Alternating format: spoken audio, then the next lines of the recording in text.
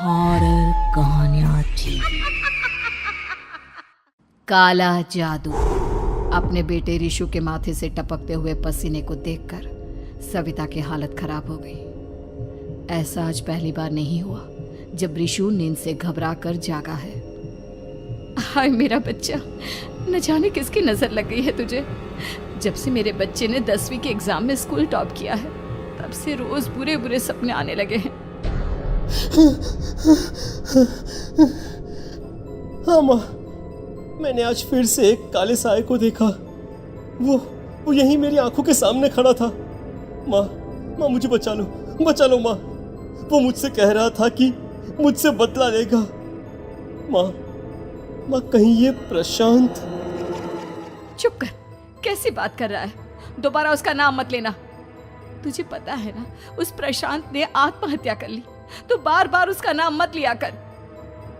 Mummy, क्या सच में प्रशांत ने आत्महत्या की थी? चुप कर, बहुत सवाल पूछता है आजकल। और फिर रात के वक्त सविता के पूरे घर में एक अजीब सा काला धुआं छाने लगा। गहरी नींद में सोई सविता की जैसे ही आंख खुली उसका दम घुटने लगा। वो दौड़कर रिशु के रूम की तरफ गई जहां उसके दरवाजे पर घूमती एक काली परछाई देख वो बुरी तरह से घबरा गई। कौन है वहाँ? कौन है? सामने आओ। ये मैं हूँ, तुम्हारी काली करतूत। और अब मैं तुम्हारे बेटे को ले जाने आया हूँ। नहीं, मेरे बच्चे को छोड़ दो प्लीज। मेरे रिशु को कुछ मत करना। वो परछाई रिशु के कमरे में घुस जाती है। सविता भी उसके पीछे पीछे दौड़ कर जाती है और देखती है कि अब वो साया साफ नजर आ रहा था। वो सर से पैर तक खून में सना हुआ था और उसके शरीर के सारे अंग कटे फटे हैं। क्या चाहिए तुम्हें? तुम जो बोलोगे मैं करूंगी, लेकिन मेरे रिशु को छोड़ दो। उस परछाई ने रिशु को गर्दन से पकड़कर दीवार के सहारे हवा में उछाल दिया। रिशु जोर जोर से चिल्लाने लगा। माँ बचाओ मुझे, बचा लो माँ, ये मुझे मार डालेगा। माँ मुझे बचा लो माँ। नहीं ऐसा मत करो, मुझे मार दो लेकिन मेरे बच्चे को छोड़ दो। मैं तुम्हारे आगे हाथ जोड़ती हूँ। वो परछाई रिशु को जमीन पर गिरा देती है और अचानक वहां से गायब हो जाती है। रिशु, मेरा बच्चा, तू ठीक तो है ना? कुछ बोल बेटा, क्या हुआ है तुझे? मैं ठीक हूँ माँ। क्या हुआ था यहाँ पर? कुछ नहीं बेटा, कुछ नहीं। तू परेशान मत हो। हम कल ही गांव के बाहर जो तांत्रिक महाराज रहते हैं उनके पास चलेंगे। ठीक है माँ, हम जल्द ही उनके पास चलेंगे। मुझे बहुत डर लग रहा है माँ। ये बार बार मुझे डरावने सपने आना, ये सब हमारे साथ क्यों हो रहा है माँ? अगले दिन सविता अपने बेटे रिशु को लेकर गांव के बाहर तांत्रिक के पास जाती है। जिस जगह पर तांत्रिक रहा करता था वो जगह बहुत डरावनी थी। चारों तरफ कंकाल और खूब भूतियां नजर आ रही थी। गांव से दूर वीराने में उस जगह पर जोर से आंधी चल रही थी। रिशु ने डर कर अपनी माँ का हाथ पकड़ लिया। माँ मुझे बहुत डर लग रहा है। ये कैसी जगह है? देख बेटा, हमारे साथ जो कुछ भी हो रहा है उसका इलाज सिर्फ और सिर्फ ये तांत्रिक महाराज ही बता सकते हैं। अब यही है जो हमें प्रॉब्लम से बाहर निकाल सकते हैं। जैसे ही सविता और रिशु तांत्रिक की झोपड़ी के अंदर पहुंचे, वहां का नजारा देखकर उनकी आंखें फटी की फटी रह गई। तांत्रिक की झोपड़ी के अंदर कई सारे लोग अपनी गर्दन घुमा घुमा कर जोर जोर से चीख रहे थे। कौन हो तुम और यहाँ क्यों आई हो? महाराज, मेरे बेटे को कुछ दिनों से एक डरावनी काली परछाई नजर आती है और कल रात उसने मेरे बेटे पर हमला भी कर दिया।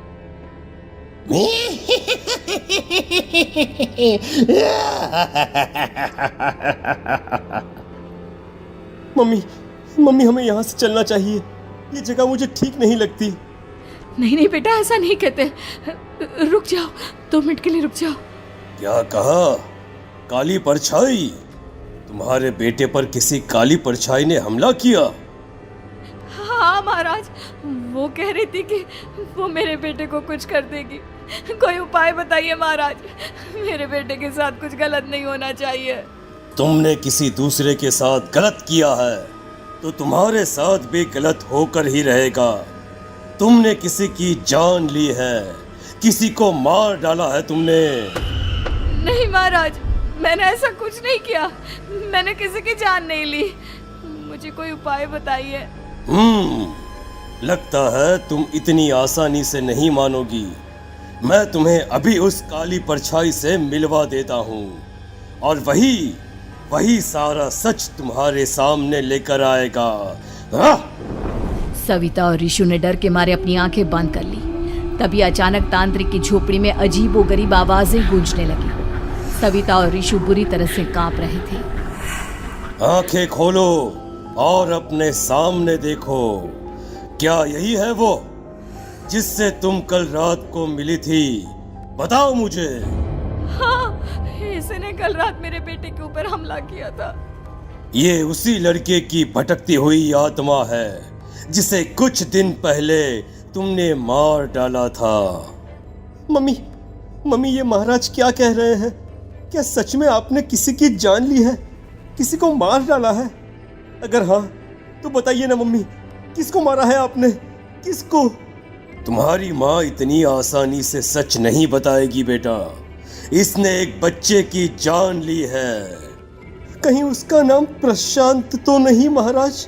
वो मेरा दोस्त है, मेरा पड़ोसी है। सही पहचाना। देखा सविता, तुम्हारा खुद का बेटा भी जानता है कि तुमने किसी के प्राणों की बलि चढ़ा दी और इसीलिए अब उसकी बुरी आत्मा तुम्हारे घर में भटकती है। मुझे माफ कर दीजिए महाराज, मुझसे बहुत बड़ी गलती हो गई। प्रशांत हमारे पड़ोसी का बेटा था। हर बार उसके नंबर मेरे बेटे से ज्यादा आते थे और इसलिए मैंने उसके कमरे के बाहर काला जादू किया था, पर मुझे नहीं पता था कि वो मर जाएगा। तुम्हारे उसी काले जादू वाली गुड़िया के अंदर एक बुरी आत्मा थी जिसने उस बच्चे के दिमाग पर बुरा असर कर दिया और उसी की वजह से उस लड़के ने अपनी बालकनी से कूदकर आत्महत्या कर ली। इसकी वजह सिर्फ और सिर्फ तुम हो, तुम। नहीं महाराज, जो कुछ भी हुआ मुझे नहीं पता था कि प्रशांत अपनी जान दे देगा। प्रशांत की आत्मा इस वक्त तुम्हारे सामने खड़ी है, हमसे बात करना चाहती है। बोलो क्या कहना चाहते हो?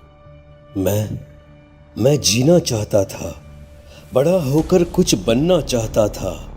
आपके बेटे से मुझे कोई परेशानी नहीं थी। अरे वो तो मेरा अच्छा दोस्त था। मुझे माफ कर दो बेटा, मुझसे बहुत बड़ी गलती हो गई, मुझे माफ कर दो। माफ करने से मुझे वापस जिंदगी नहीं मिल जाएगी। मेरे माँ बाप आज भी मेरे लिए रोते हैं।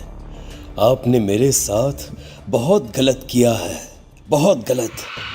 और तभी अचानक प्रशांत की आत्मा वहां से गायब हो जाती है। सविता जोर जोर से रोने लगती है। सुन लिया तुमने? ये तुम्हारे अपने ही किए हुए पाप हैं जो इस तरह से तुम्हारे सामने आ रहे हैं। माँ, ये आपने अच्छा नहीं किया। सिर्फ 10th बोर्ड के एग्जाम में मैं टॉप कर पाऊं, इसलिए आपने मेरे दोस्त के ऊपर काला जादू कर दिया। नहीं मम्मी, नहीं, अब हम कभी खुश नहीं रह पाएंगे, कभी नहीं। मेरे दोस्त की आत्मा को कभी शांति नहीं मिलेगी मम्मी, कभी नहीं। लेकिन मैंने जो कुछ भी किया सिर्फ तुम्हारे लिए किया। वो लड़का हमेशा फर्स्ट पोजीशन पर आ जाता था और इस वजह से हमेशा तुम्हारे मार्क्स कम पड़ते थे। मैंने तो सिर्फ उस पर एक छोटा सा काला जादू किया था बेटा। मुझे क्या पता था कि उसका ये नतीजा निकलेगा। जिस गुड़िया को तुमने उस लड़के के कमरे के दरवाजे पर लगाया था, दरअसल उसके अंदर एक बुरी आत्मा का प्रवेश हो गया था, जैसा कि अक्सर काला जादू करते समय हो जाता है। मुझे अपनी गलती का एहसास हो गया है। मैं प्रायश्चित करना चाहती हूँ। आप बताइए मैं क्या करूँ? प्रशांत के घर जाकर उस काली गुड़िया को वहां से निकालकर यहाँ लेकर आओ। मैं उसे आग में जलाकर राख कर दूंगा और उसके बाद प्रशांत की आत्मा को हमेशा के लिए मुक्ति मिल जाएगी। अगली रात सविता चुपचाप अपने पड़ोसी प्रशांत के घर जाती है। प्रशांत के माँ बाप प्रशांत की मौत के बाद उस घर को छोड़कर हमेशा के लिए वहां से चले गए थे। जैसे ही सविता उस घर के अंदर कदम रखती है, उसका सामना अजीबोगरीब हैवानियत से भरी आवाज़ों से होने लगता है। ऐसा लग रहा था जैसे कोई बुरी तरह से चीख रहा हो। सविता जैसे ही प्रशांत के कमरे के बाहर पहुंचती है, वहां पर लटकी हुई गुड़िया के शरीर से खून टपकने लगता है। ये क्या हो रहा है? इस गुड़िया के शरीर से खून क्यों टपक रहा है?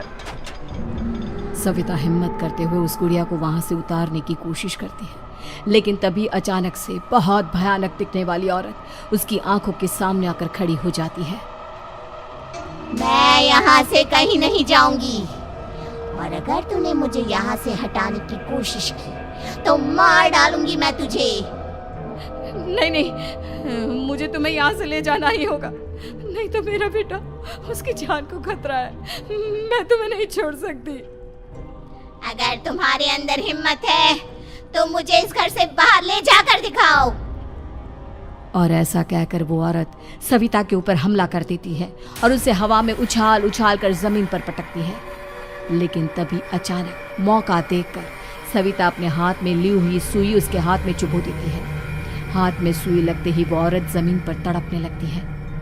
ये क्या किया तूने? ये क्या कर दिया? तुझे ऐसा नहीं करना चाहिए था। तांत्रिक ने मुझे कहा था कि तुझसे जीतने का सिर्फ यही एक तरीका है जिससे मैं अपने पापों का प्रायश्चित कर सकती हूँ और अपने बेटे की जान बचा सकती हूँ। और उसके बाद वो डरावनी दिखने वाली औरत एक छोटी सी जादुई गुड़िया में तब्दील हो गई और सविता ने उसे ले जाकर तांत्रिक को दे दिया। तांत्रिक ने जादुई गुड़िया को आग के हवाले कर दिया।